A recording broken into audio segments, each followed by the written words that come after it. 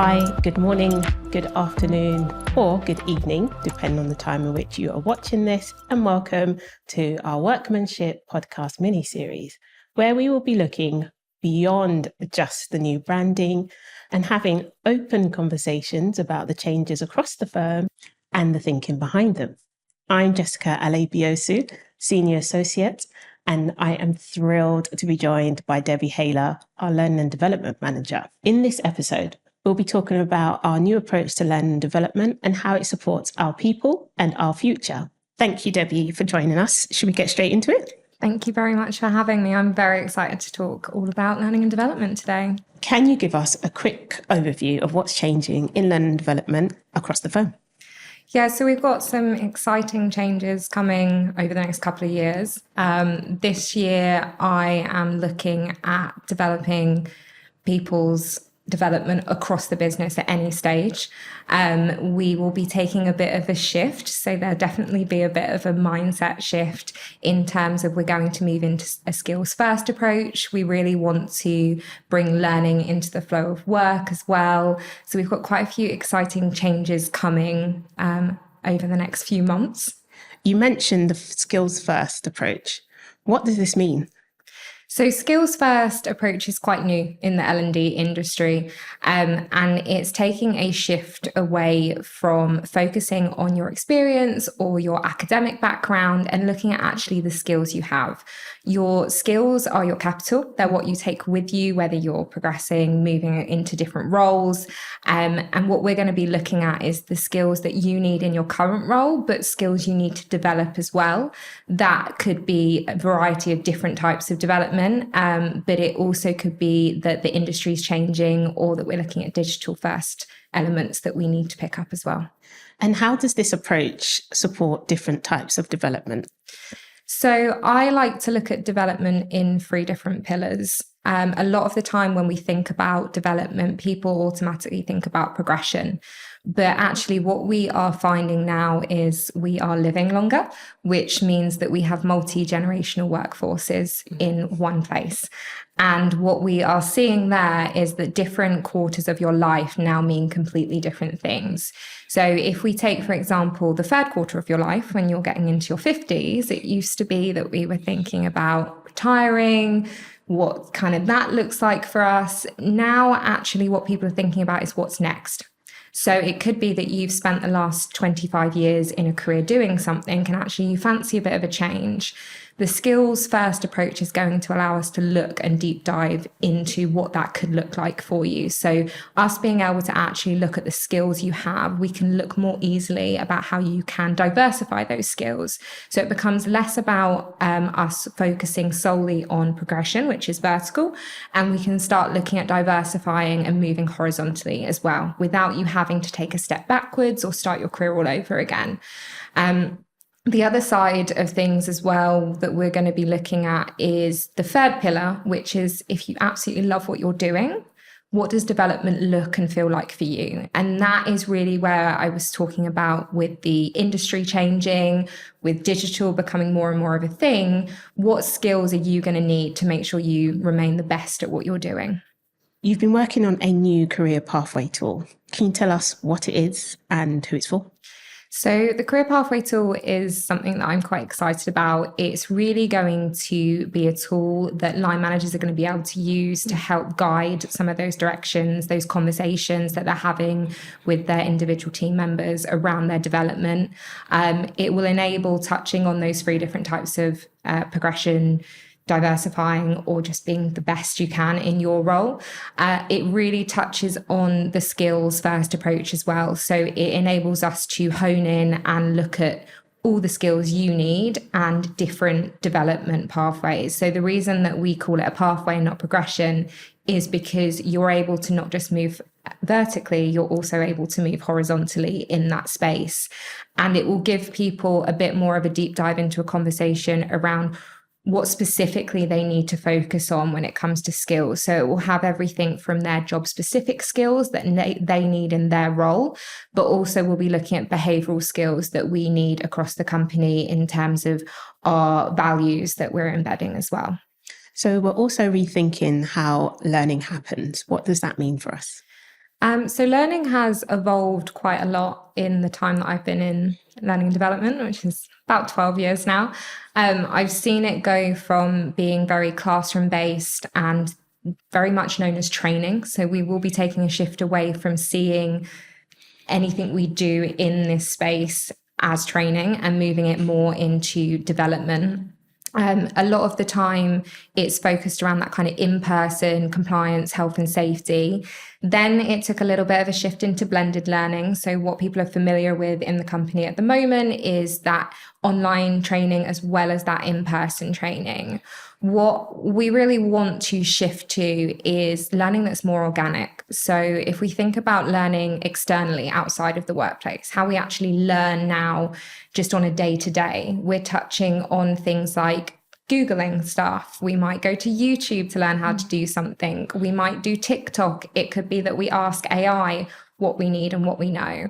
We have information at our fingertips and we want it quicker. We're not looking at that yet in the workplace. And that's the shift we really want to take, is that learning becomes as organic as it is outside. So we'll look at learning being able to really help you with two things. It's either going to help you with a pain point. So if you're struggling with something, you need information on something, or a desire. And that could be one of those 3 pillars that we were talking about, that is going to help you in a certain area. We will start introducing different types of learning for different learning styles. So some people are very visual. Some people learn from just watching someone do something. Some people need time to reflect after they've been told a bunch of information. Some people love listening to podcasts. Others might want to read stuff. So it's about how can we actually cater for different learning styles as well. And that's really where we want to shift to. It's known as learning in the flow of work. It's bringing learning to you rather than you having to always go out to a course. So there will absolutely still be a time and place for in-person courses. I think there's a strong value of collaboration, being able to ask questions in those sessions, but it will also be mixed in with being able to get the answer to something like how to do a VLOOKUP in Excel without having to go on a full day's course. It's while you're in that flow of work, or you might be struggling with how to answer a question a client has. It's being able to give you that answer as quickly as possible internally. I'm excited for that, actually, because I'm a visual person, so I'd like to see how that's implemented. And how are we making learning more accessible to our everyday type of working? So in the background, we are currently looking at bringing in a learning platform that is going to be able to support some of the things that I've talked about today. So leading with your skills first approach, being able to offer up development content, whatever format that looks like for you. So whether that is that learning in person, whether that is through a podcast, and it's going to be completely personal. So even though you might sit next to someone that has exactly the same title as you, does exactly the same job, if you're at a different level of your skills or you're on a different pathway for your development, you might see completely different content in the platform that is suited to you. So this is something that's going to be very exciting. It's going to enable us to bring that learning in the flow of work and make it a lot easier for people to start driving their own development, so that they are not relying on waiting for a course or learning from someone else all the time. They can get access to the learning they need when they want to drive that development, is whatever shape or format that looks like for them. What would you say has been the most challenging part of the entire process? We're still quite early on in the process. So I've been with the company about 3 months. So it's really, at the moment, I would say understanding and learning everything. I'm not from a background of commercial or property. So it's been understanding all the different roles, the dynamics, getting to know people, how they learn, so that we can really look at bringing in tools that are right for everyone in this business. My stance on development is it's a very personal journey. It can't be something people are told to do. It can't be, here's a piece of training and you have to do it. It's got to make sense to your role, and it's got to be something that you see value in. And I think that's why the personal side of it is really important. You know, even when it comes down to compliance training, that everyone, you know, as a company, we have to do it from a regulation point of view, but how can we make sure it's relevant to your role so you know how to use it on your day-to-day? You mentioned skill first. That's sort of it's pretty much the driver of all of that. In implementing it throughout the entire firm, will there be anything in place for, let's say, managers like me, trying to encourage our team to use the platform or what the learning and development tools available without us sort of taking the approach that we take now, where it's compliance this, you have to do that, or what have you? How can we encourage them without it coming across as being enforced? So we are going to be supporting all the line managers on how to have some of these conversations, how to use some of the tools, very much around, I guess, an attachment to some of those PDR conversations that we've got of kind of actually what does development look like for you. I think there's definitely going to be a learning period of, as I said, a lot of the time development at the moment is seen as that progression. What does that actually look and feel like for everyone else? The moving into skills first approach is going to be a bit of a mindset shift. And when you first look at your skills for your role, it may be the case if you go, am I supposed to know how to do this? But actually the information we're going to give you and the kind of the support around it, when it comes to the skills side, it's not attached to your performance. It is attached to how confident you feel with those skills. And it will be very much a self-assessment of how confident you feel. And if you feel that you're, we say the scale's 1 to 5, if you feel that you're a 2, versus a 5, we won't be bothered. It's more about actually you getting the right development. So if you say to us, actually, I'm a 2, all you're going to see is development that's going to help you get towards a 3. Mm-hmm. So it is really about giving you the tools so that you can be the best version of you, whatever that's going to look like. If that is you staying in your role, it will be content that will make sure that you're up to date on maybe the latest legislations you need to understand or the tools that we're using in the company. If you're looking to progress, it will be about, okay, how do we fill that gap in, this is where you want to progress to, this is where you are now. How do we look at the gap of those skills on that side? So managers will be getting a lot more support as well. There will be manager skills in there that we'll be looking at, and there will be content around actually, how can you support your team through this? How can you get to know your team a little bit more? We are looking at next year bringing in some tools that will help with self-awareness and collaboration and team building as well. So that side I'm very excited about, that it will help you understand yourself as an individual, but also your peers, if you're not a manager, and if you are a manager, your team, and how you can best work together. Will there be a chance for our people to share their knowledge?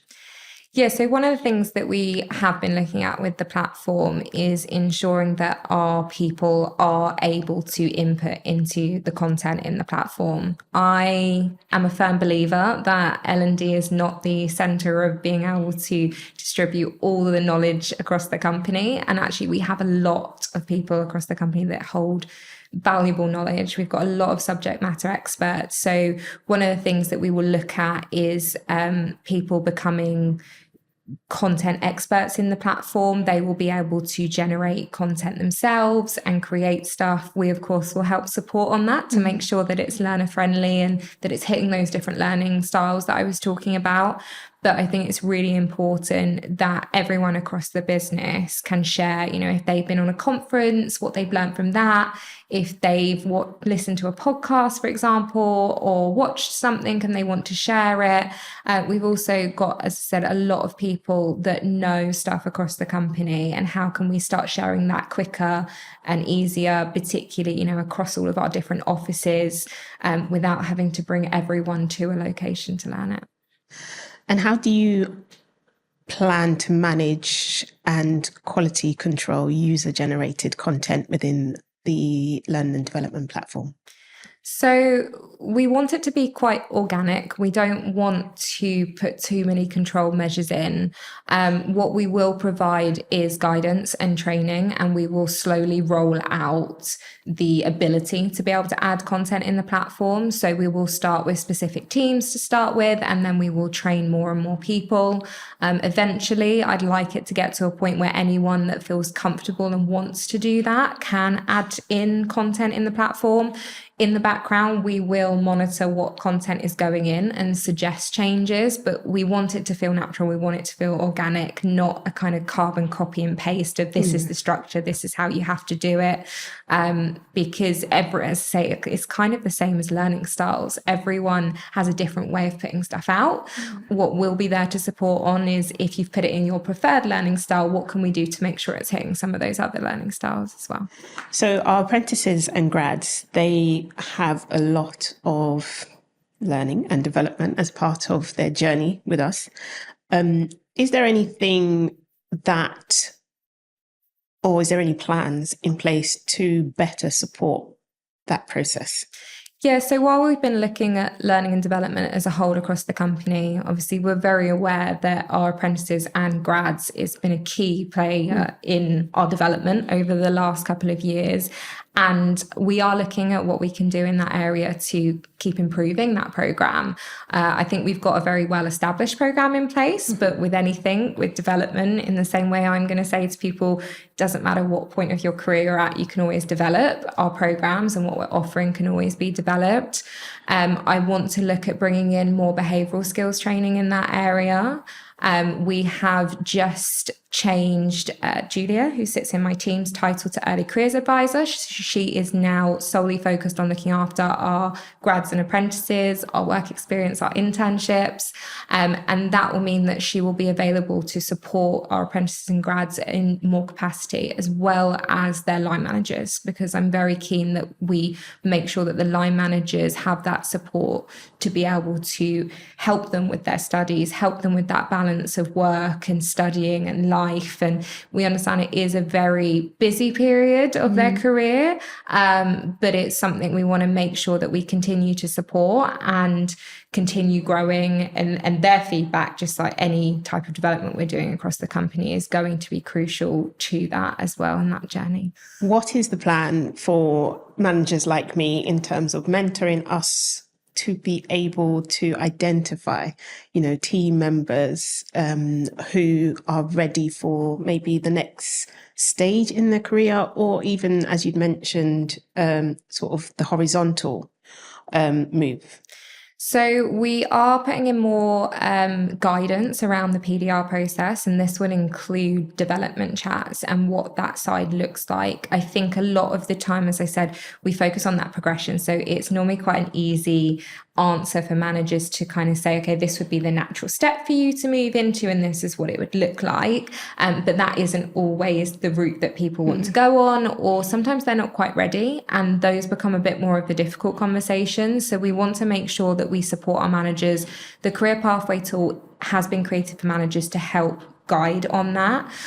We are also working a bit around the values and making sure we can support on that side of things. So we're looking to provide more tools to manager. We are also looking at creating more of a line manager training as well as leadership training. So I kind of see the two sides as very different. When you're stepping into your line manager shoes, it's that processes you need to follow. So everything from how do I put in sick leave and to cascade to how do I do my PDR process, versus the leadership side of things happens at every level across the business. It's not just managers, but you have to put on a slightly different leadership hat when you step into that manager leadership. And so we want to make sure we're supporting everyone on that journey and giving the tools. So we will be looking at the leadership and management training that we offer at the moment and expanding on that as part of our future plans for this year. I love that. I like the difference between leadership and line manager, because I think a lot of the time people just see it as one, and it's nice to hear that you've identified the difference between the two, and there is sort of a plan to look at how you can help them both ways. I think it's really important. I think it's good to distinguish the difference between them, because when you step into that manager role, you could be a brand new manager and you've never dealt with anything from having to give someone work all of a sudden to having to talk to them about their development, or if they're struggling with something, how do you handle that? You could chuck in personal issues that are going on, and there's all that kind of process and how do you do it and what's right and what can I do, what can't I say. So we want to make sure we give guidance on that side. And then on the leadership side, it's about manager is very much, as I said, a process driven. Leadership is more about us looking at you being that role model. I think a good manager as a leader should always be developing their team to overtake them. They should be going, you're going to actually get above me and I'm going to help you do that. And so it's putting on those two different hats of what can you actually do to inspire those people in your team and want the best for them. And a true leader always does want the best for their people. I love that. I honestly like that, because I just think sort of like our parents, they always want you to do one better than them. So to apply that in a workplace environment is a bit of a no-brainer. I really like that. So from my learning background, we're very much used to pen and paper and the very early stages of, shall I say, digital. How are you going to support someone like me who is very used to the, shall I say, the older way of working, bringing me into the AI generation way of working? So it's something we are looking at as we're kind of evolving as a company, but also outside, we're seeing a lot more tech stuff. We realize that people need to be ready for it. I mean, everyone's talking about AI at the moment, and it's making sure that people are ready in two different directions, that we give people the skills they need in the digital space. So what we are looking at is building out guides and training around all the tools and software that we have in the company. And that will be everything from beginner, just knowing how to use the basics on it, to if you want to try and do something funky in the system and learn, and you're an expert on that side of things. But we are completely aware that everyone's at different stages and each generation has different technical problems. It's around, some generations are brought up where everything's on an app and they're used to different apps on the go. I listened to something the other day where they said that the alpha generation, which is the next one coming into the workforce, are used to having 8 apps on the go at a time. And actually their struggle areas are going to be things like Microsoft and using the Microsoft Excel and things like that. Versus you might have your millennials who are more paper-based or used to kind of PowerPoint and Word and that side of things. It's now, how do we adapt to inserting maybe some AI into it? How do we start using things like Teams a bit clever, and how do we get some of these systems talking? So there's a lot we can do in that space, but we want to make sure that whatever we're doing from a software and tool side from the company, that we're also supporting our people. And alongside the digital skills, it's also about the human-centric skills. So as the digital age grows, we look at the human-centric side of things, and that's about making sure that we aid our people with innovation, critical thinking, creativity. So it's those skills that the digital side can't do for us. What can we do for our people to make sure that we upskill them in that area? So there'll be two sides of the coin that we'll be upskilling, so that everyone is ready to work with whatever digital looks like in whatever capacity. And I think that's still all a guessing game to us of what this could be. But yeah, I think each generation has its strengths in that area, and each generation will have a area they'll need to develop in. And that is the beauty of actually learning from each other. I think there is a great power in us being able to connect and learn across of how people use different tools, not just on the digital side. I think it comes across with any type of development. Well, thank you, Debbie, for chatting with me today. It has been really interesting hearing your insights and also the work happening behind the scenes. I'm actually quite excited to see how this all comes to life. Thank you very much for having me. And thank you all for listening to this episode of our Workmanship podcast.